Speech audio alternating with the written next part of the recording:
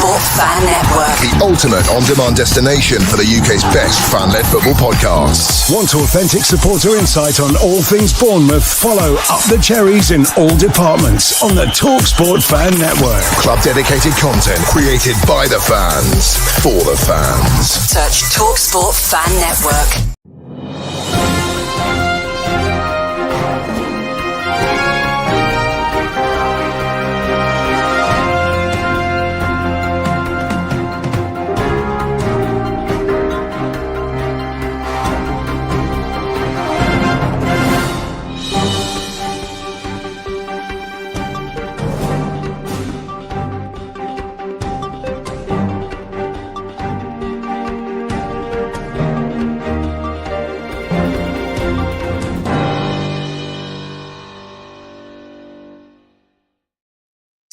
Hello, football fans, AFC Bournemouth fans, and of course Huddersfield Town fans as well. Welcome to the Transfer Show. It's a Sunday lunchtime bulletin, and obviously, if we've got Huddersfield Town fan TV with us, obviously that means I've only got one person to introduce, and that is, of course, my co-host Ryan.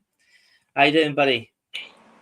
Yeah, I mean, obviously, apart from Huddersfield Town ruining my weekend, Matt, I think I'm doing as good as I can be at this point. But yeah, obviously good to get back on here and do another transfer show. Lots to discuss and lots of deals going through now, and it's getting to that hectic part of the window, which is kind of makes it more exciting, doesn't it? But good, and hopefully you're all right, and everybody else in the chat. Good afternoon to you all, and thanks for joining us this lunchtime. Yeah, no, I'm all good, buddy, and obviously had a bit of a better day at the football than yourself yesterday, unfortunately. For yourself, but yeah, obviously I had a bit of a 5-star day, should we say, yesterday. Yeah, obviously we've got quite a lot of stuff to fit in. We'll have Joe joining us very shortly, as well from Tranmere TV. So there's a couple of comments in already. One from Brian: do AFCB really need another striker? Well, after the performances of Dongo yesterday and of course, Clivert's goal scoring at the minute. Do we need to dip into the market for one? It's a funny one, that one, isn't it? Because obviously players are performing at the minute, but can we go, as long as, however long even Nilsson's going to be out for, and obviously Yunus Sunel is out for the season. So I would say, really, ideally, we need to at least sign somebody in the loan window. But yeah, I would say we probably need a bit of backup. But then again, Jebison, he's putting a couple of decent performances from the bench as well, hasn't he? So yeah, it's not all doom and gloom on that front. But yeah, maybe a little bit of backup wouldn't go amiss. But I can't see us buying anybody in the window. I think personally, if we do make a striker signing, I think it's going to be in the loan window. So yeah, quite possibly. Any Cherries news, Chris? Yeah, it's a bit quiet. I've had a quick look. Obviously, there's still some talk about Travers and things like that, but in terms of strikers and that, I haven't seen much so far today. But yeah, we'll keep our eyes peeled. We definitely will. John, afternoon both. Afternoon, John. Hope you're well. And Brian again. Even Ferguson on loan. Yeah, could be a interesting one. Could be an interesting loan deal. The only thing with that is Brighton going to want to loan a potential European rival? We're both playing for those sort of places. Are they going to want to loan one of their strikers to us when we're sort of competing for the same sort of possible European place? Would be interesting to see. But yeah, that is definitely an option. I think he would probably give us a different option from the bench as well. But yes, of course, I will be talking. Well, we've got a guest in the background. He has turned up, and he's going to be talking Shrewsbury for us today. So there must be some Shrewsbury news which we'll bring in at some point. But of course, that means we've got Joe with us. Hello, Joe. Are you there, buddy? Hello. Hiya. You all good? Yeah, not bad. You? Yeah, not bad, buddy. I just got to ask. So, Tranmere and Shrewsbury. So you support Tranmere and you're from Shrewsbury. Is that right? Is that? Yeah. Well, kind of. So, well, most of my family are from Shrewsbury. Right. And my thing with Tranmere is I live near it, so I go and watch them when Shrewsbury aren't playing, kind of thing. Makes sense. Yeah. But I probably know more about the situation at Tranmere than I do Shrewsbury. But I go to watch a lot of the town games when I can. Obviously, it's like 60 miles from me, so it's difficult to get there. And I also volunteer on the pitch at Shrewsbury as well. So home games I try and get to, Right. so I can hold up my end of the bargain of volunteering and also getting free match tickets from it. Oh, excellent. Okay, buddy. Well, glad you're here. Thanks for joining us, and we'll get cracking then. So, first thing to maybe quickly discuss with some recent stuff since we were last on live is that this deal has finally been completed. At the time, it was still in talks and being rumoured to be possibly happening, but yet Kyle Walker has signed for AC Milan. This one, guys, I think really, in fairness to Kyle Walker, it's probably not a bad move. I mean, he's won, 17 trophies at Man City. He's won pretty much everything in the game with them, hasn't he? So a new challenge. Obviously, I think he's about 34, Kyle Walker. So I'd imagine at some point, City would probably look at bringing in some new blood for that position anyway. But do you think this one was pretty much a good move? Works out well for the player? Yeah, I think obviously. Yeah, I can go. Obviously, it's a good move for Milan. Definitely. I think, like you say, he's 34 now, so he's kind of struggling a little bit in the Premier League a little bit now, isn't he? So yeah, I mean, it's not a bad league to go to, still in Europe, and I think it'll be a nice fit for him, to be honest with you. So yeah, that's all I'm going to say about Kyle Walker. Yeah, Joe, what's your thoughts on this one? Good move. I think it's a good move for AC Milan. I don't think City exactly miss out on a lot from it. It's a slower league, which means he won't have to do as necessarily as much running or be as physical with his age. Obviously, that'll be more difficult for him now. I just think it's a move that doesn't really have much effect on anybody. He's not exactly a game changer at City. He's not making a massive impact at the moment, so I don't think it has a massive effect. And actually, I think for AC Milan and his age, I think that'll be a good signing for them. So hopefully they utilise him as much as possible. Yeah, no, definitely.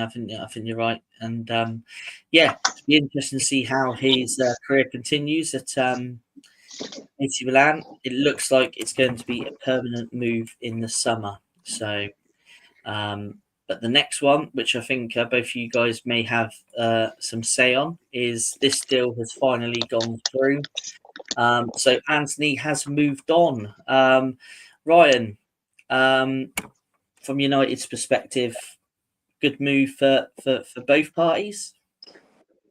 Well, yeah, I certainly think. Happy. I can say that. I mean, look, what a disaster of a signing now. A lot of people focus about the fee that Man United brought him in for, but the reality is because there's so many incompetent people there were at the time, for me, there still is, making decisions, it inflate the price. So that's why it costs so much to bring him in. But obviously, I'm always talking about that because that's what we bought him for. So, yeah, no, I think he's been a disaster. He offers nothing, even when he's come on in the few games he's been on this season. Doesn't do anything, doesn't have any influence on the game. And yeah, it's just not worked out for him. And I think it is maybe a good move for him to go to Spain and have a little bit of a fresh start there in another tough league. But yeah, I just don't think it was the right fit. I think there's talent in there, but he just hasn't shown it at United, unfortunately, and that's the way it goes sometimes with some players, isn't it? You know, sometimes it's not because he's a bad player, it's just because it just never really works for him here. So all the best to him, but obviously he's on loan to the rest of the season, but I can't see him coming back to United, in my opinion. I don't know what his contract situation is at United. I don't know if he runs out of contract at the end of the season. I don't know if anybody else knows, but I think that'll be the last time we see him in a United shirt, personally. But yeah, good move for both parties. Yeah. Well, Joe, you looked pretty happy when this one come up on the screen. So yeah, what's your views on this one? I mean, what a waste of 80 million he was. What a waste. I would genuinely, if I was any other team, if I came to United to try and buy him, I would offer them 15 million tops.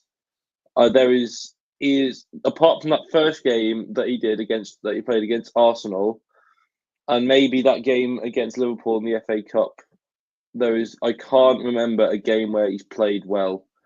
He is Santa Claus. He gives everything away. It is 80 million. Just let's be honest. From the league he came to the Premier League is a massive step up. It is like going from the Championship to the Premier League, going from Ajax to Man United. But Joe, when he came in, did you seriously think he was worth 80 million? Because I didn't even know who he was really when he came in. So No. But that price was doubled or more than doubled because of how slow the club took to sign him, whether it was a right season or not. Yeah, it is. It is just typical Man United recruitment. Yeah. It is. We'll spend a lot of money for a player that's not that good and get rid of them for half the price in 2 years' time. That sums up Man United's recruiting at the moment, and it is. And I think that's what's going to happen with players like Xerxes and Højlund. Højlund less so, but more than likely Xerxes. Yeah. He's joined for a big price, and he'll be gone for 15 million in 2 years.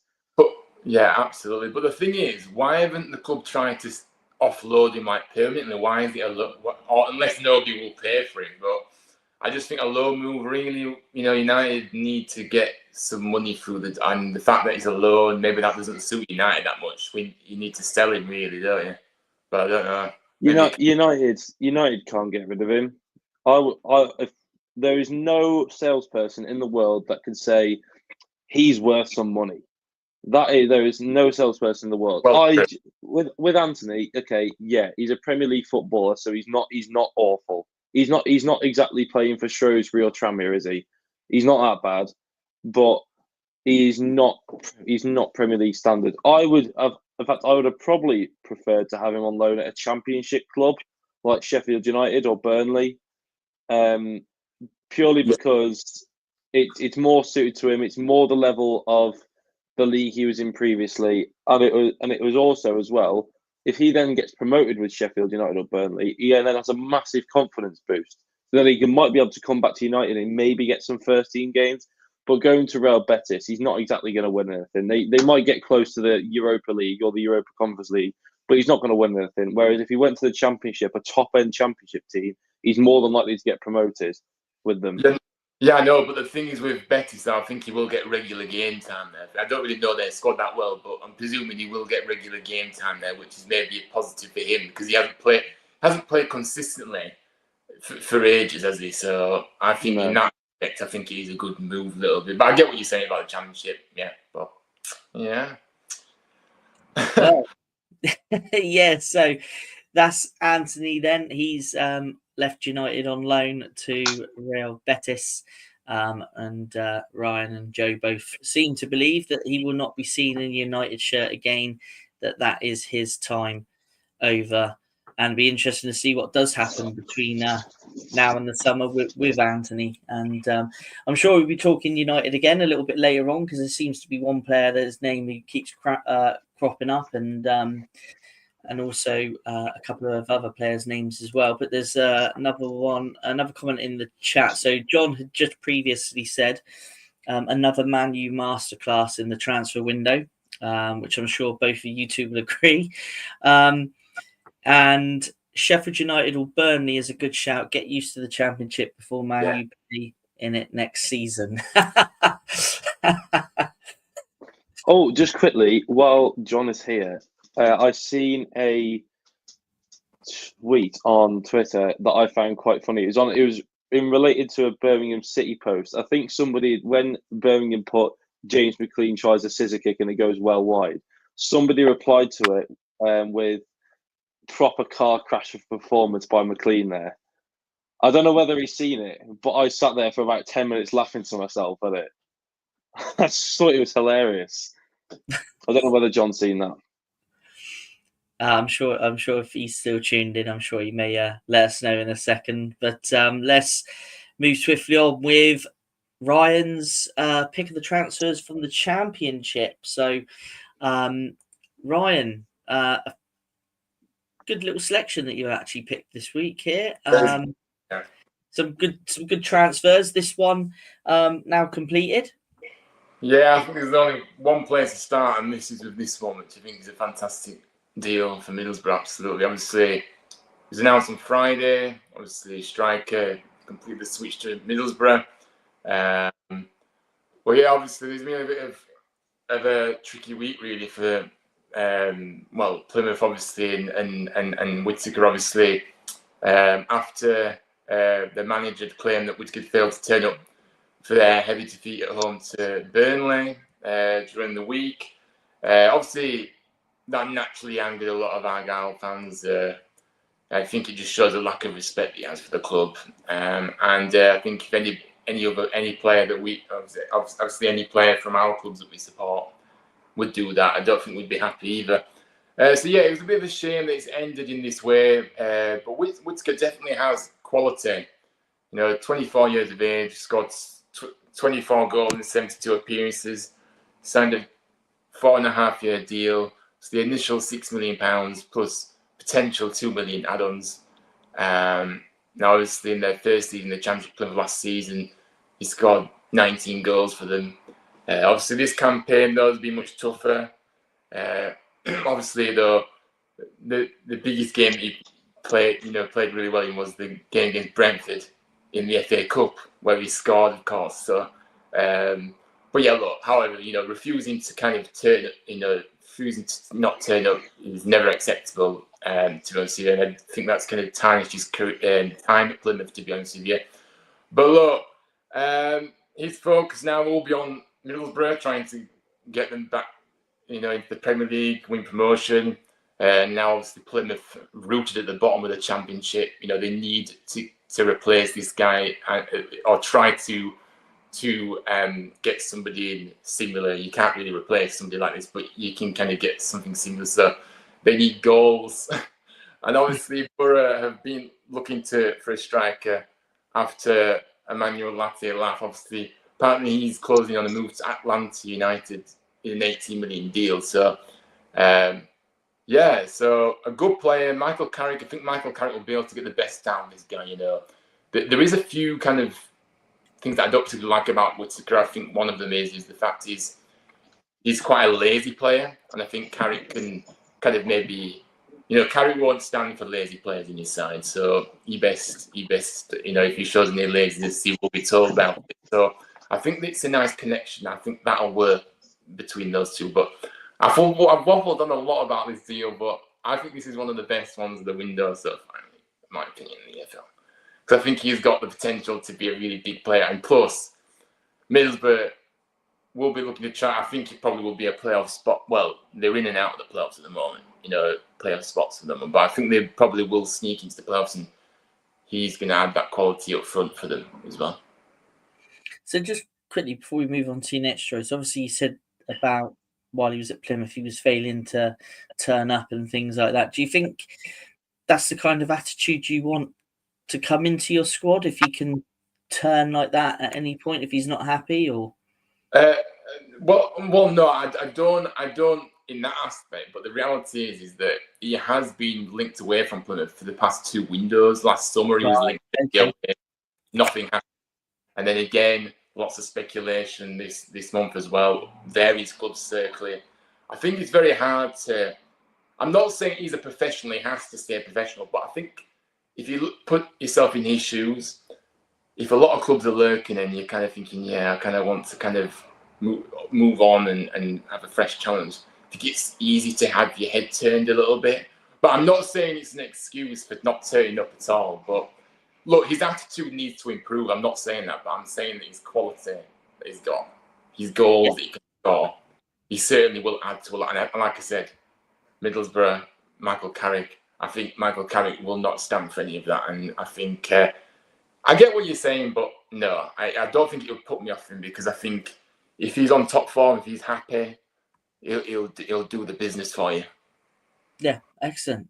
Yeah, this one I saw. Funny, you sent me this one. But I literally just seen it just moments before you'd sent it through. This signing, good. Obviously, Stoke are bringing in a new forward, but do you think he's going to hit the ground running there? Yeah, I mean, obviously this is another interesting signing. Obviously, a loan deal for the rest of the season. Like I say, he needs to get regular minutes, doesn't he, Al Hamidine? I think at Ipswich he's barely got a look in, a few odd appearances from the bench. But yeah, so no, I think it's a good move. And obviously Stoke did lose Tom Cannon, so they needed to replace that, you see. And I think this is a nice move for him, and I think it will work. And I think we will see the best of him now with consistent minutes, and I think he will score goals, because there's no doubting that he has got quality. And obviously there's a lot of clubs in the Championship were looking at this guy as well, not just Stoke. So Stoke have done well to get him in, and like I say, his goal scoring record speaks for itself. But I think as well, his real hard working approach as well, if you've watched him play at times, truly epitomises, kind of what you want in your side, isn't it? So yeah, good little move, and I'm keen to see how he gets on here. I think he will do well. I've got a good feeling about this one. Yeah. Joe, I noticed you shook your head there when I said, do you think he could hit the ground running? Do you disagree on this one? Yeah, I think, let's be honest, he was banging in goals left, right and centre in League Two. But that's League Two. In 2 years, or I think it was just under 12 months, he's done League Two, Premier League. That is too quick for him. I realistically, this should have been a loan to somebody like, I don't know, I'd even say Huddersfield. This should have been a loan to someone like Huddersfield, like your Huddersfields, Wickhams, or anybody like that. Anybody top end of League One. The Championship is too much too soon.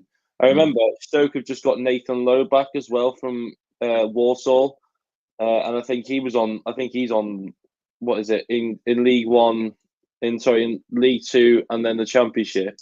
He's on his first game back to Stoke. He scored a goal the other day as well. So I think they've got a striker in Nathan Lowe. I just don't think this was necessarily needed. Yeah, maybe for squad depth, but I would, if I was a Stoke manager, I'd be starting Nathan Lowe over him. Don't they play two up front, Stoke? Don't know. I don't really look at Stoke. I think after Stoke, I think after the last sort of 2 years, everybody's really forgotten who Stoke is. You need more than one goal scorer in your side, and that's my opinion. They have lost Tom Cannon, and obviously Nathan Lowe has come back. I get that, but he's still young, and they still need somebody to help him as well. So, look, we'll see. I know what you're saying about the jump, but I don't know. I just think it will work. But anyway, we'll see. Time will tell, I guess. Yeah.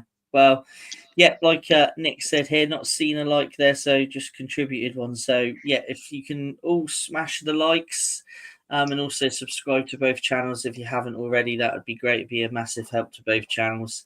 So thank you there. Let's move on to your last choice for the Championship, which is obviously Tom Cannon, who's been briefly mentioned. He's moved from Leicester to Sheffield United for 10 million. Yeah, there were a lot of interest for him, wasn't there? And obviously, I spoke about this on the rumour mill a week into about this, because there were a few clubs circling, but obviously, so Sheffield United have signed him for 10 million. Obviously, a player that has just turned 22 last month, signed a 4-year contract at Sheffield United, and kind of came through the ranks at Everton, had a spell on loan at Preston before joining Leicester, helping them earn promotion to the Premier League last season. And he spent the first half of this season on loan at obviously Stoke, as I've mentioned. Scored 11 goals in 25 appearances in all competitions. So yeah, well, obviously Sheffield United are nicely placed in the table at the moment in the Championship, and they're pushing for promotion again, as they always need to do when they go down to the Championship. So I think it's a good little signing, this. It might take him a little bit of time to settle in, maybe to get used to his teammates and what Chris Wilder expects. But yeah, he's a goal scorer, and I think he will get plenty of chances in that Sheffield United side as well. So I like this move as well. I think this is a really good move for him, and it's a good buy for Sheffield United, in my opinion. Yeah, so another signing that potentially just helps see him across the line for promotion. Absolutely. Okay. Well, we were going to just touch on this next transfer rumour from the Championship just before we moved on again quickly. We were going to touch on this striker at Bristol City. But Ryan, I believe there's been some updates since we came on live.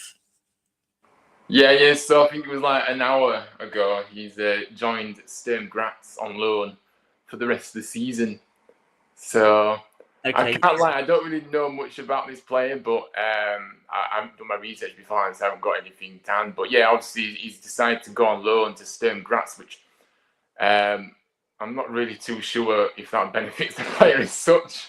Obviously, he looks quite a British player as well. So if anybody knows in the chat any sort of background, if you could let us know, because like Ryan said, we don't really know too much about the player. We were just going to discuss the link that he was linked to Stoke for 2.5 million. But maybe Ryan, just maybe reading in between the lines, maybe this is a case that rather than selling him to a rival in the same division, maybe a loan move and maybe sell him on in the summer window or something like that possibly is maybe a trail of thought I've got. Yeah, potentially, but I just think sometimes clubs don't actually look at the player and what's best for the player, if you get me. Yeah. They're always looking after themselves, and I think at the end of the day, him going to, I don't even know where Sturm Graz is. I don't know what league he is. I don't know where they play. I think it's Austria, but I'm not sure. Yeah, I think so. I just don't understand it. It's not going to, he's 22. I'm just having a look at you. He's 22, and he needs to be playing in the Championship, and he needs to be, or maybe drop down to League One or something, just to get some experience and and play games. But so yeah, I don't know. It's a strange one to me. I don't understand this signing whatsoever. I don't understand why he's done that. This seems like something. This seems like a player that Birmingham would buy as a backup for Stansfield. This seems like, I don't know whether John would agree, but this feels a very Birmingham signing actually. Okay. Well, like I say, we're going to discuss him being linked to Stoke, but obviously in the last hour he's actually made a loan move. So we'll just quickly touch on our next subject, just very quickly, because when we were last live, there were still talks about him signing and it hadn't got across the line. But yet City have got Mamouche across the line now. He made his debut last night. I don't know if either of you guys saw any of that game last night, City-Chelsea. No, I didn't watch the game, to be honest with you. I don't like watching City, for space. Yeah, well, yeah. Obviously, since we last spoke, Chelsea have managed to get free. Man City have managed to get free through the door, haven't they? And Mamouche made his debut last night, and I only saw bits on Match of the Day this morning, and the little bits that I did see, I thought he seems pretty decent. So, yeah, that one's obviously got across the line, and Nick has just confirmed he's played quite well. So yeah, from what I saw of him on the highlights obviously don't always tell a full story, do they? But from what I saw, he did seem like he played quite well.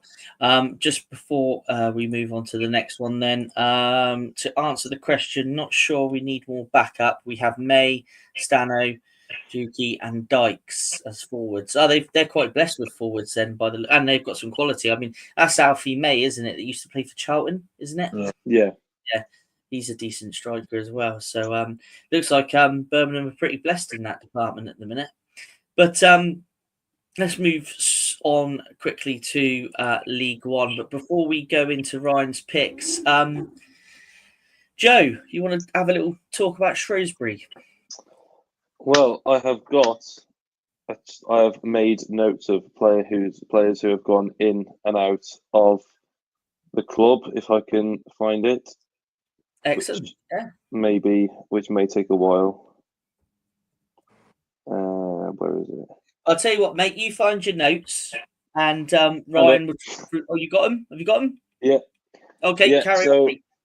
So out, we've had Coyote go back to Rotherham, Sago Jr. go back to Arsenal, Jordan Rossiter's gone on loan to Oldham, Tom Bloxham signed for Blackpool. From what I believe and what I've been told, is around 650,000. Tommy O'Reilly's gone back to Aston Villa and then immediately went on loan to MK Dons. Yeah. Forgotten the name of that goalkeeper, but his surname's Young. He's gone on loan somewhere in the National League. Carl Winchester ended his contract mutually and has made a move to Derry. The dogs are barking downstairs. And we've had a player from Leamington called, I think it's Callum Stewart, and he is scoring goals all over the place. He's a proper goal scorer. We've had Dom Gape, the ex-Wycombe player. I think he played either in the Championship or League One with Wycombe. And then we've signed a player from AFC Telford called, I can't say his name, but it's Dinanga, whatever his name is. Yeah, he used to play for, I believe. He's actually included in our EFL roundup, so I'm glad you brought him up.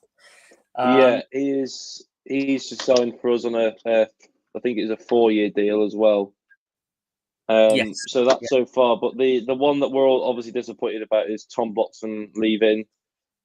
All the Shrewsbury fans were completely outraged at the board, thinking it's okay to let probably one of. I'm going to say it. I reckon at the time that we sold him, he was probably one of the best players in the league. He was, he's such a good player, and he scored that brilliant goal yesterday as well for Blackpool. I think he ran halfway down the pitch, walked it round the keeper, and then tapped it in. He's such a good player, and he's 21 as well, so he's still at the start of his career. I can see him playing in top end Championship Premier League one day if he keeps on going the way he's going and developing like he is. And obviously, it's really sad as well because he's come through our academy. So he is a Shrewsbury boy. So we will miss him dearly, but I now eternally hate Blackpool for stealing him off us. However, having said that, I hope they get promoted because it will put him where he belongs in the Championship. He deserves to be in the Championship. They will get promoted. I think the 50. Yeah, well, I think the gap now between 6th and 7th in League One is too big for any team to really get into the playoffs. I think the playoffs and the automatics are sealed now, unfortunately. For my point of view, yeah. Okay. Well, it's good to have a nice little update there from Shrewsbury. I've seen Shrewsbury play many times over the years, back in the day when Bournemouth were in the lower leagues. And I believe our left back, Charlie Daniels, had a spell with Shrewsbury towards the end of his career as well. So it's always good to hear about different clubs. So cheers for that, Joe. It's nice to see quite a lot of ins and outs going on down there, isn't there? Lots. I was quite surprised. Yeah, I mean, League One is. I want to say it's confusing, but I think the teams that are at the top are like in the top 7. The top 6, like playoffs and automatics, are the teams I'd expect to be there. I think Mansfield are punching above their weight quite a little bit. Stockport are where they're meant to be. Wrexham, I mean, who are they? I went to the Wrexham game the other day, and Wrexham, okay, yeah, they keep the ball a lot and they play good football, but they only really had 1 or 2 shots on target. Shrewsbury played really well, were well defensively structured, and they obviously lost. I went to the Tranmere game yesterday because Shrewsbury away at Charlton. And I left the Tranmere game obviously in a bad mood because the atmosphere was awful as per usual. And I hadn't looked at the scores around the leagues at all. And I thought, do you know what? I'm going to look at my phone. It's going to be 1-0 Charlton, 90+3 or something like that. I looked at my phone and Charlton had scored in 90+4 and won it. I was like, oh, right, okay, well, yeah. Yeah, well, let's be honest. We still beat you 3-2. we still beat Birmingham 3-2. But I hope Birmingham shouldn't be in League One. They are not a League One club. They are a bigger club than League One, so they'll go up. Same with teams like who's at the top? Huddersfield. They're not a League One side. They should not be in League One. Rotherham, they're just Rotherham, aren't they? Peterborough, they're not where they should be in terms of club size. There's just a few clubs there that you think they should just not be in League One, and then obviously Wickham are running away with it, aren't they? I mean, look at them. They did 100. I think it was 132 days in the league without losing a game. I mean, flipping heck. I mean, what a run they went on. They lost their manager though, and obviously they were held to a 0-0 draw against Northampton yesterday. Awesome. Yeah. I've seen from from my own perspective, I've seen Northampton come to Shrewsbury and they played really well. I don't think Northampton are a bad side. I just think they get on the unlucky end of results sometimes. But if Wickham are in the top 2, so you'd expect Wickham to beat them ultimately. I know what you're saying, but for me, I don't think Wickham are only still in that top 2 because they did start so well the season. Plus, the other teams aren't capitalising like ourselves. We're not capitalising on trying to close down the gap and putting extra pressure on them. We're just not getting close. So I think that's how I see it. But anyway.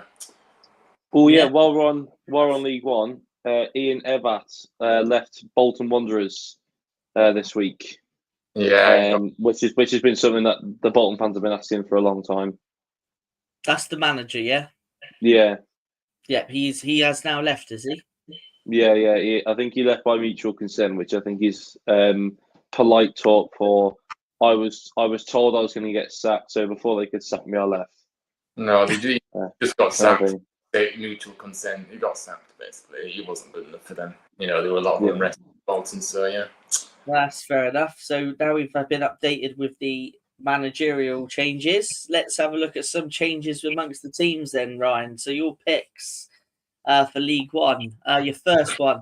Yeah, Wrexham seem to be talked about a hell of a lot in this division for obvious reasons. And yet again, we're going to be talking about Wrexham because they've signed a player from Hull. But they've actually signed somebody instead of being linked with somebody this time. And obviously, Ryan Longman joining up for an undisclosed fee from Hull. Obviously, signed the deal until the end of the 26-27 season, option of an additional year. Obviously, Longman came through the ranks at Brighton and obviously before joining Hull on a permanent deal in the summer of 2022 after a season-long loan with Hull. 24 years of age, scored 4 goals in 62 appearances for Hull, which obviously isn't great, but he spent the 23-24 campaign on loan at Championship rivals Millwall. And he's obviously Wrexham's first signing of the window.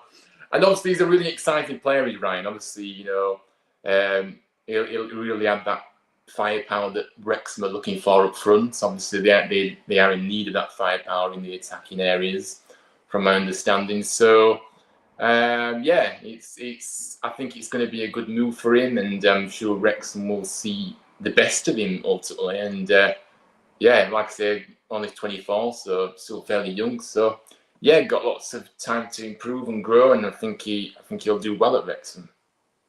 Yeah, definitely. Let's have I'm a not look going here. to comment. Go on then. You're not going to comment. I'm not going to comment because I'll say something I regret.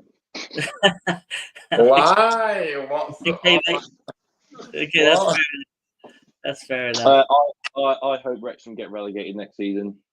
Well, I don't like Wrexham either, so we're on the same path here. I'm sick of this. Let's be honest. Wrexham. Nobody likes Wrexham for two reasons. One, because they're getting loads of publicity that the other clubs should be getting. Two, and the second reason is that they have fans who say, "Oh, I've been a Wrexham fan for the." No, you haven't. You've been a Wrexham fan for 4 years. You're a bit plastic, and you only turn up when it's your cup final, like playing against us. So, Wrexham, the publicity with Wrexham at the moment is doing me head in. I do think it is slowly going down, Dwindling. But I do slowly think it's like fizzling out. But I am sick. John Bond said, "I love Wrexham." No one that's jumped whatever. on the Wrexham fan, then maybe or whatever. I don't know. I'm sick of it. John Bond, I don't know if you're a Wrexham fan or not. I imagine you've been supporting them rent-free in. Yeah, well, Egan O'Connell still gifted Shrewsbury 2 goals the other day, didn't he? So, yeah. Wrexham. Something tells me I don't think John Bond is is a Wrexham fan, but yeah. He's trolling. Don't worry about it. Yeah. Right. Let's move on. Next one, right? Ryan, this guy, he's come from Brentford. I believe is he in the Brentford development squad or the youngsters? This one? Yeah. So basically, obviously, he's been playing in the whatever you want to call it for Brentford. Obviously, so look, obviously, a good little signing on loan for Exeter. He's a winger. Obviously, a young player, exciting player, only 19 years of age. It's his first move into professional football after coming up through the Sheffield Wednesday Academy. And like I say, he has actually featured in Brentford's squad during Premier League matches as well, though, by the way. So their 5-0 victory at Southampton, a particular highlight. But his career, just a bit of background. I'm just going to give a little bit of background about him, and then I'm going to talk about the move. Sorry, but yeah, because people might not know much about this guy. But yeah, obviously, he's obviously had a taste of first team life at Brentford a little bit, coming as a sub in their Carabao Cup win against Leyton Orient. Made the move from Sheffield Wednesday, joined Brentford B in 2022. Since he's been ever present in the side for the B team, racking 14 appearances in all competitions, including 1 goal and 5 assists this term. Now he's moved to Exeter, obviously, like he's featured heavily for the B team this season, so the winger obviously will be no doubt be a loss to the side, but he'll be looking to make his mark with Exeter, who sit 14th when I did my research. And he's a versatile attacker. And yeah, it really strengthened Exeter's firepower. And yeah, like I say, it's going to be interesting to see how he does. Obviously, he's really got a lot of tricks and skills, and he'll be a great addition to the team, to be honest with you. And I'm intrigued to see how he does. It's a good move, though, isn't it, from a Premier League B, from a B team in the fringes of the Premier League side to a League One side. He's learning his development there, and he'll do well. And he's got, he's only 19, so we'll see how he gets on. Yeah, no, definitely. Yeah, definitely. I like this. I like this for Exeter as well, because Exeter do have this theme of finding a really good loan player and doing really well with that loan player as well. I think this is going to be another example. I think Brentford. I don't know whether Brentford are known for their academy, but I know they've produced 1 or 2 good players. Exeter, like I said, always come up with a really good young loan player, and this just reminds me of Shrewsbury's loan player from Chelsea, Leo Castledine, who is playing brilliantly at the moment, and I think he's just had a loan extension as well to the end of the year. So I think a lot him and think some of the good loanees in League One at the moment. I can't think of any more. Him and then Leo Castledine, and who's the other one that we did have? Tommy O'Reilly. That didn't work out, but the few games he did play, I think he was all right. He was very technically gifted as well. So I think at the moment League One is sort of a hot spot for Premier League loan players who are generally performing quite well. So hopefully this works out for him. Yeah, absolutely. Best of luck to him. Yeah, no, definitely. Best of luck to the player. And let's see your last choice, Ryan, for League One. Louis Sibley. He's moved from Rotherham to Oxford United. Or was it the way round? Sorry. No, Oxford to Rotherham. Yeah. Obviously, he's joined on the loan under the season. Obviously, 23 years of age, made 11 appearances for Oxford in the Championship this campaign. But since Gary Rowett's arrival, he's been limited to a lot of game time. Played just 16 minutes apparently in football in Oxford's past 7 league games, so he's hardly played. But yeah, Sibley obviously moved to Oxford from Derby in the summer on a free transfer. Came through the academy there. Made 173 appearances for Derby before his summer move to Oxford. During that time, he scored 20 goals, made 11 assists. He was a key part of their promotion-winning side from League One to the Championship last season as well. Made 44 appearances across all competitions. So, yeah, I like this signing. I think he's got a lot of ability. But again, it's a case of he needs to play minutes now. And obviously, he's a really exciting player that Rotherham will be excited to have. And, I think it's going to be what happens. But I do like the player. I've seen him a few times. Yeah. Okay. Joe, anything on this one? I've heard his name a few times. I haven't really got much to say because I don't really know much about him. But like I said, if I've heard his name, he must be doing all right somewhere. So I hope he gets the minutes he needs at Rotherham to develop. Yeah, no, fair play. And that brings the League One picks from Ryan. That brings that all together. So we'll swiftly move on. There's been a couple of comments, Ryan. I'm assuming this is about yesterday. So obviously he wants to tune in to at 3 p.m. Yeah, well, don't worry, Bing. We'll be doing a live at 3 o'clock, and I will be going on the rant. I've got a lot of things to say about yesterday's game. Absolutely disgraceful, like you said. Yeah. We'll leave it now. Yeah. So tune in at 3 p.m. for the reaction to Huddersfield yesterday. Right. So just before we look at some and discuss some of the rumours in the Premier League, here is the Premier League rumour mill.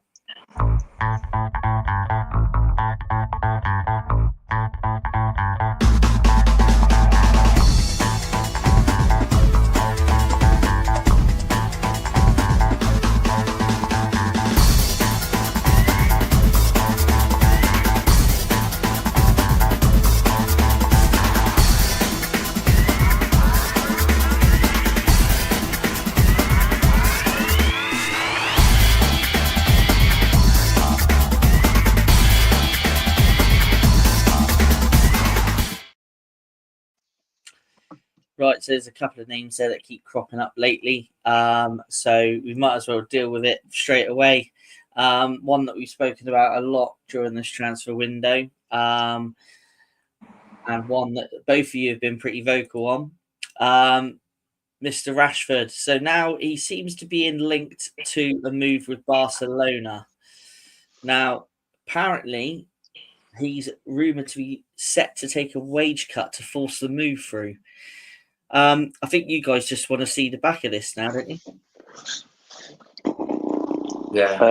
Yeah, by all means. I don't think he's a bad footballer. I think he's just lazy. It's to say, I've seen the one with Garnacho to Chelsea as well. I think he's just another lazy player. I think, unfortunately, with Rashford, Ten Hag has destroyed the confidence of him and Garnacho, and with Rashford, he's been here too long, and I think for his own personal development and benefit, and for the benefit of Manchester United's bank account, I think he needs to make a move now, sooner rather than later. Yeah. Okay. Ryan? Yeah, no, I agree. I think it's just a long, drawn-out saga that we don't need. And obviously, look, he just needs to go. He's been linked with loads of clubs and nothing seems to be happening. So I'm not sure what's, it's just all PR rubbish. But look, obviously, he was watching on from in the stands against, obviously, in the Europa League on Thursday. And I thought, yeah, that pretty much sums up that the club don't want him either. They're trying to offload him, but there seems to be stumbling blocks along the way. But look, I don't think nobody's denying his talent. But like I say, when you have a player that has really bad attitude, isn't prepared to put in the hard yards, he doesn't seem to care about the club at all anymore, and his love for the club seems to have just gone. And I think that big wage rise didn't help himself. It didn't help him either. Giving him that ridiculous wage increase was the worst thing he could have ever done to him. Look, I just wish he would move on, and the sooner the better, because it's just getting ridiculous now. The way you mentioned stumbling block, there could be a stumbling block from Barca's side, because they are saying for Barca to sign Rashford, it could be helped by this player moving on from the new camp. So it looks like from Barca's side, there might be a case you have to get a player out first before being able to do a deal for Rashford. So, again, I think this is going to keep on developing. And I wouldn't be surprised if we're still talking about it on the live transfer deadline day show. And I wouldn't be surprised if he's a last-minute deal done through the door out on loan somewhere. Because it just seems to keep on just going and going and going, this story, doesn't it? I could see this being a swap deal for Rashford, actually. Yeah. I think you're probably right, Joe, on that one. There's going to be something along those lines. We've just also briefly mentioned this player as well. But I think with this guy, he's been linked to go to Chelsea. Now, obviously, I don't watch a lot of Man United, but from what I have seen of Man United throughout the season, I think this guy is one of your brightest players, in all honesty. But then again, I don't watch him week in, week out. But Ryan, if I come to you first on this one, is he a player that you'd want to leave the club? But I've also read that if he leaves the club for in the region of 50 million, it may open up 150 million for United to spend. So it might be a case of losing one good player to potentially bring in three good players. But the track record of bringing in players hasn't been great over the last few years, is it? No, that's an understatement, isn't it? Yeah, understatement of the year. But just on this, I think if Man United were to sell to Chelsea, that would be absolutely disgraceful. It really would. And you should not be letting Garnacho go. And I know, Joe, you said that he can be lazy. And maybe he's a little bit lazy at times, but he still just needs, to be told about that maybe. And he's still young. And yeah, he has been a bright spark. Now, the only problem is the reality is that Garnacho is an out-and-out winger, right? In the Amorim system, he cannot play in that role because he plays the 2-10 and then the striker. So he has to play him in that 10 role effectively. It doesn't really suit his game because he needs to be on the wing. That's where he's best. Do you know what I mean? So that is an issue, but he needs to adapt. He's obviously Amorim's spoken about it, how he needs to adapt to that and, work a little bit better, just get used to it a bit more because he isn't doing the right things, but he's not used to that position. But look, I don't want him to leave. I think it will be a ridiculous move. And I think this move is more pushed by his agent than it is the player. Because it just really does feel like that from my point of view. I think, and in the Europa League game as well, the fans were cheering his name that's a signal that United fans want him to stay as well. And that's a signal to the board. Don't go out and sell him, because he's got a lot of potential, and I'm a big fan of Garnacho, so I would be absolutely gutted if he left, and especially to a rival like Chelsea. You don't want to see him in another Premier League team shirt. Absolutely not. Joe, over to you. I'm with Ryan on this one. I think moving, especially to Chelsea. I mean, the word Chelsea just sums it up, really, doesn't it? Just don't move.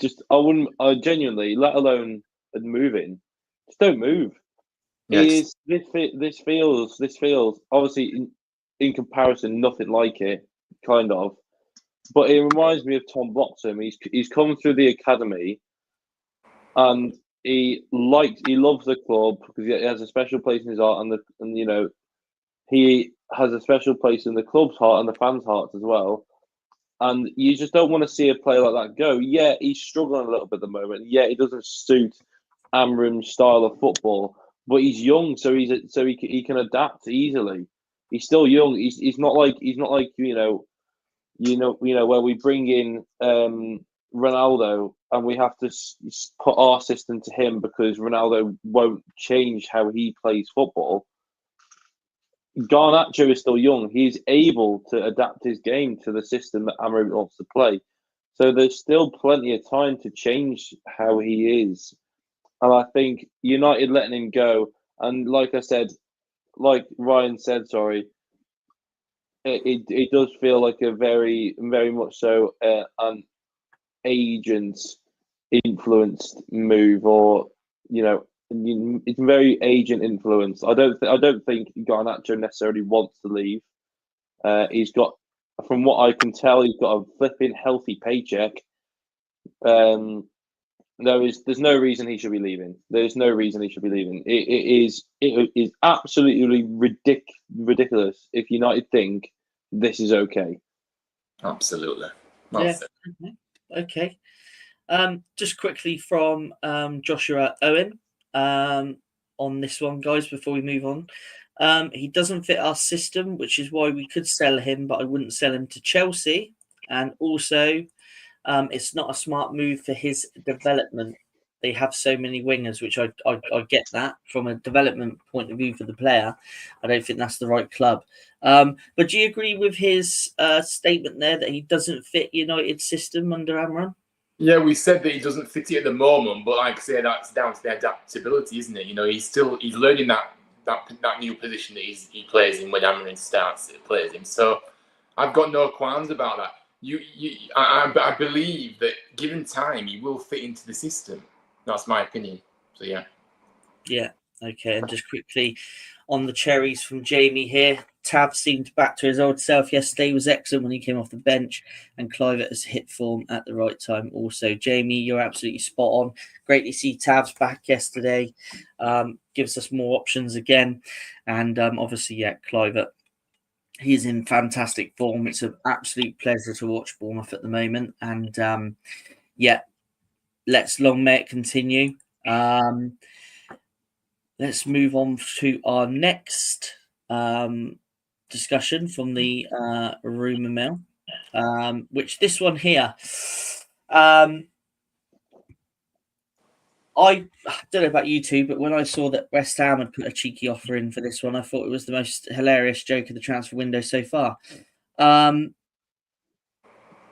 Guys, West Ham were never going to sign this player.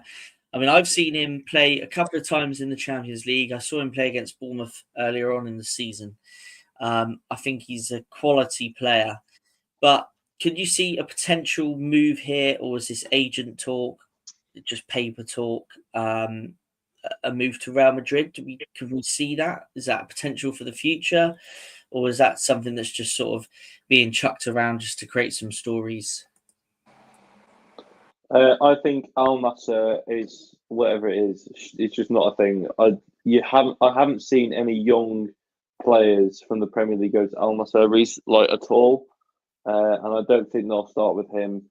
The move to PSG seems the most likely. Real Madrid aren't exactly in the need of a striker at the moment, are they? I mean, they've got their Mbappe, Endrick. I think didn't Endrick go on loan somewhere, or am I just thinking things? I'm not sure. He might have done. I think he has gone on loan and say Endrick, but I'm not sure where he's gone. I think he did, but they're not exactly sure, are they? So No. yeah, and like Joshua said, I don't think Aston Villa would want to let him go. I mean, they're struggling enough as it is. So I think they need him at the moment. Maybe in the summer, but not in January. Okay, Ryan. Yeah, I think Joe put it perfectly. To be fair, like I said, Real Madrid don't need him, so that won't suit. I don't agree. I don't think that's true, really. Yeah, Paris probably will start for them, but again, does he really want to go to the French league, which, in my opinion, is a horrendous league to be in? And Al Nassr, absolutely not. Every time you get a player that's linked away, always a Saudi club are linked, and it's nonsense. He won't go to Saudi at his age, and I think really the best place for him to continue his developments. He's only 21. He's at Aston Villa, and I think that he should stay beyond the summer, personally. Okay, guys. Well, that's the rumour mill for the Premier League discussed, and a couple of the rumours discussed in transfer. Rumours in transfer. Sorry, I've got all tongue tied there. Sorry, but yeah, there's a bit of the Premier League rumour mill in depth. Comment here from Joshua. Hendricks hasn't gone on loan to anywhere. He's just been on the bench for Real Madrid recently. Okay, perfect. Thanks for that update. Ryan, so just before we round up the transfers in the EFL, let's have your picks from League 2. Yeah, absolutely. Let's get into this. So yeah, the first one was the Ethan Wheatley joining Walsall on loan. Obviously, Walsall have lost Nathan Lowe, obviously, so they needed to fill that void a little bit. Obviously, Ethan's a good player. I've seen him a few times for the United youngsters, obviously, and he is a good player, but he needs to step up. He needs to go out on loan and obviously get senior men's football now. So for me, like I said, he's only 19, made 4 senior appearances for United. Obviously, he has made brief appearances, but not regularly. Won the under-18s Premier League Cup in 2024. Like I said, it's his first loan out, so a good development for him, good experience for him. He scored 12 goals in 16 league appearances last season for the under-18s. And this campaign, he's got 6 goals in 9 Premier League 2 outings as well. So, look, it's not really a level that you can really compare, the two. I get that, but he still scored goals, guys. So, I think that I'm hoping that he does well. And I think, League 2, it's a good move, his first loan out to a League 2 club in a team that's flying as well. Oh no, I know they lost yesterday actually, but surprisingly, but they are at the top. Really intrigued to see how he does. So yeah, best of luck to him, and hopefully he comes back a stronger player back to United at the end of the season. Okay, buddy. Jimmy J. Morgan, so on loan from Chelsea.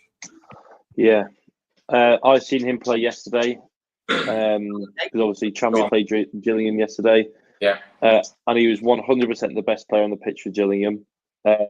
He was so well. He was offside a lot, but I imagine that's down to experience. But he was 100%. He looked the most dangerous player on the pitch. I think he's just moved from Southampton's academy to Chelsea for $6 million or something like that. So if Gillingham have got a £6 million player on their hands, they may be in for a shout of climbing back up the table. When I was at the game yesterday, it was him and that ex-Tranmere player Elliot Nevitt who really stood out. But he was definitely the best player on the pitch. So I think Gillingham have done really well to get him in. Excellent, Ryan. Yeah, no, absolutely. No, I agree. Obviously, he's a player that he's still very young, only 19. Obviously, got a lot of talent and potential there. Obviously, he's played a lot in the under-21 side for Chelsea this season. He's also been capped at under 16, 17, 18 level by England.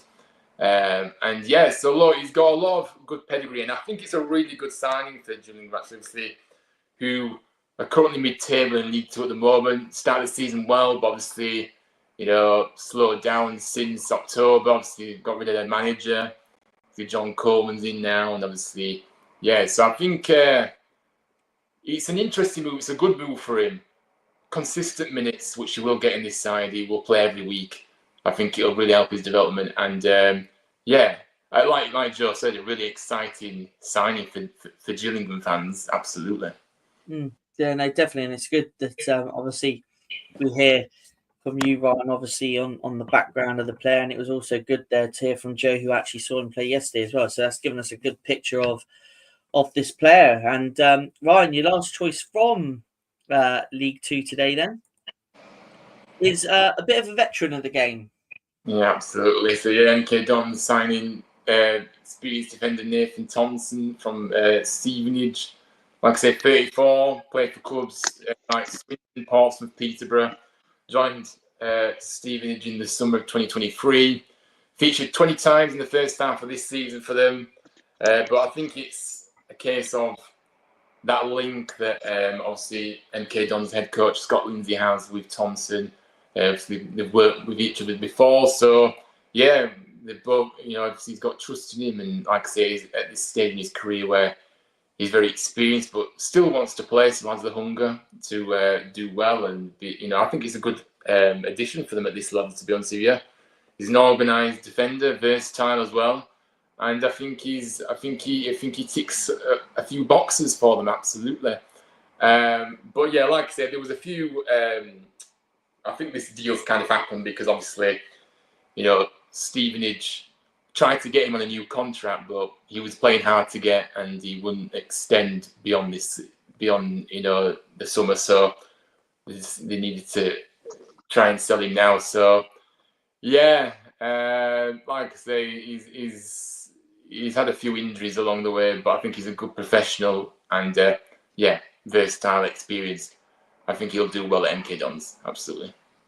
Excellent, Ryan, and that rounds up League Two. Obviously, we'll have a little look at a roundup of all the transfers from the EFL that have been done since we were last live, just in a second. But we do have a question directly for you, Ryan, which has come from Jamie. Thank you for your question, Jamie. Question for Huddersfield Town podcast guy. Where do you feel you need to strengthen before the end of the transfer window? So what else do you want to see come through the door then, Ryan, to strengthen, to see you guys across that line? I mean, what are we realistically looking at? Playoff place now, or? Well, for me, first, easy answer this. Centre-back. We're lacking some pace at the back, quality. We've got some injuries out as well. So I'm tired of seeing Pearson and Lee starting games. They're slow as snails. They're awful. And they're not very good at defending either.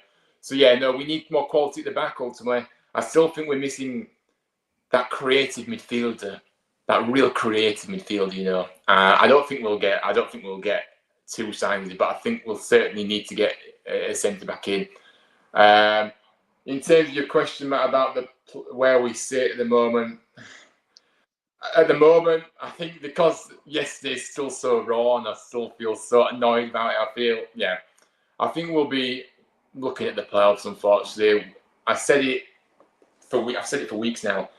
We wouldn't have had a better opportunity to get in the automatics this season, in my opinion. I think, Wickham have just lost their manager. They were on a good run, but I still think they were there to get at. But we're not making any ground on them in recent weeks. We're dropping points against teams in the lower end of the table. And yes, I get it. It's not easy to play these sides, but if you're serious about going from automatic, you need to find a way to win these games, and we're not. So yeah, that's my look. Centre back, we're crying out for another centre back, absolutely, or two.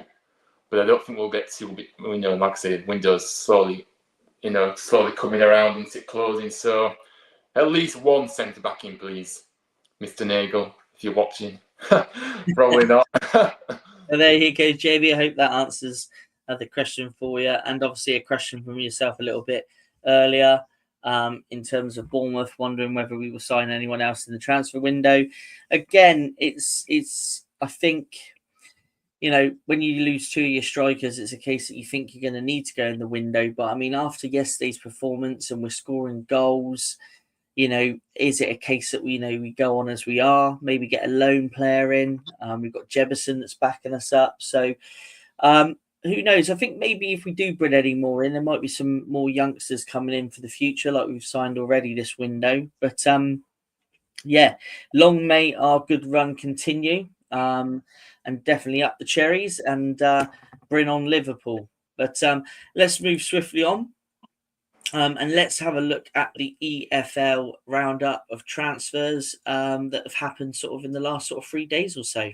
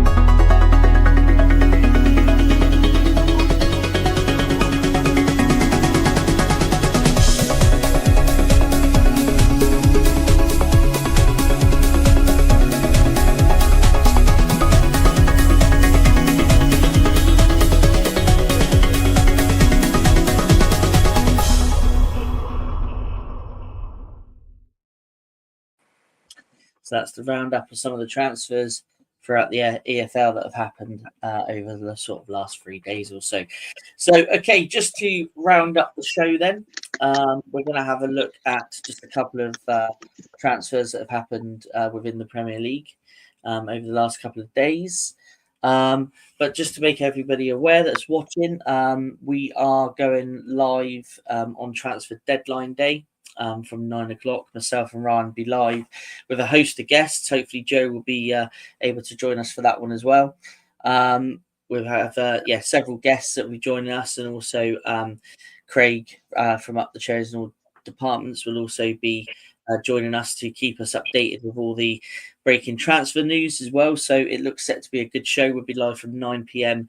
until the window closes, and probably for sort of 20 minutes to half an hour after the window shut, just to sort of evaluate some of the last transfer deals that have gone through. So yeah, do please join us for that. That'll be the 3rd of February from 9 o'clock, Monday the 3rd of February, 9 p.m.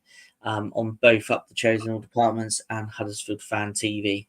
But before then, we will be live again this coming Thursday. Myself and Ryan will be live at 9 p.m.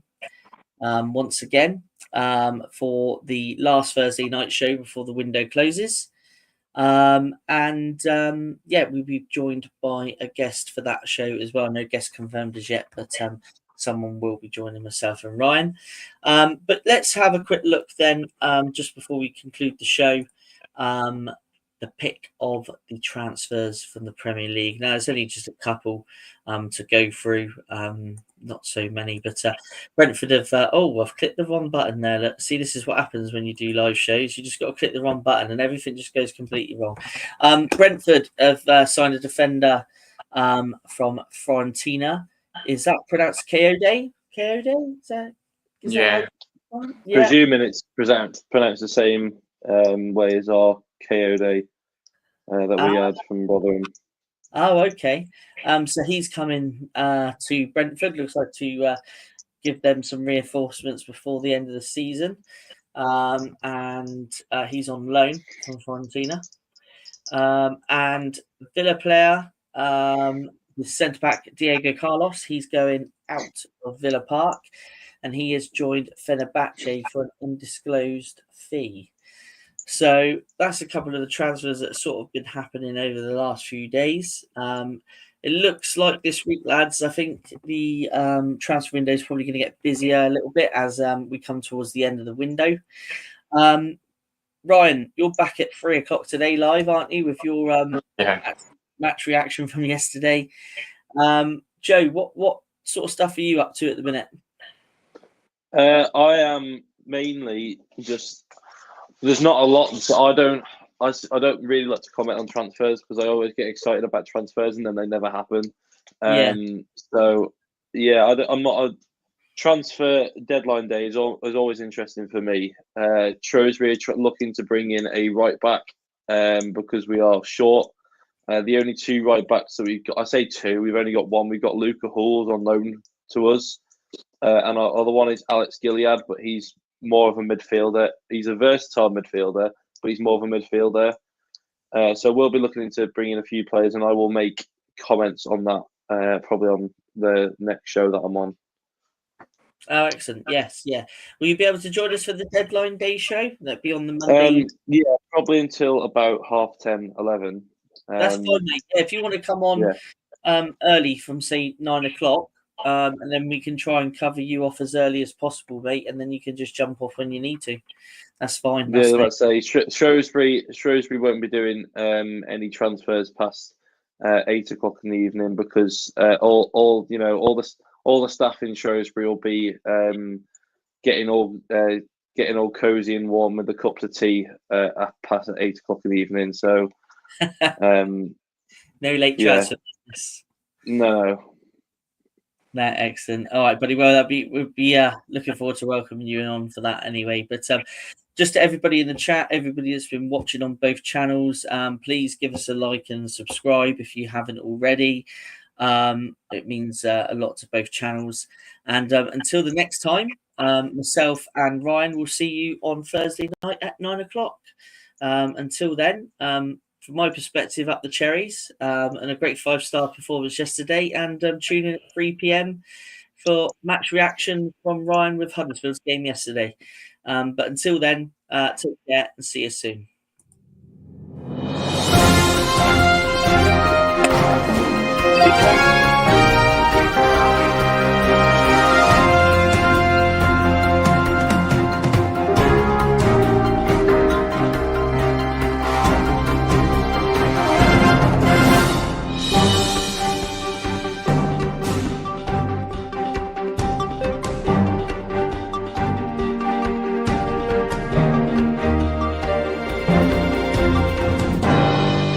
TalkSport Fan Network. The ultimate on-demand destination for the UK's best fan-led football podcasts. Want authentic supporter insight on all things Bournemouth? Follow Up the Cherries in all departments on the TalkSport Fan Network. Club-dedicated content created by the fans, for the fans. Search TalkSport Fan Network.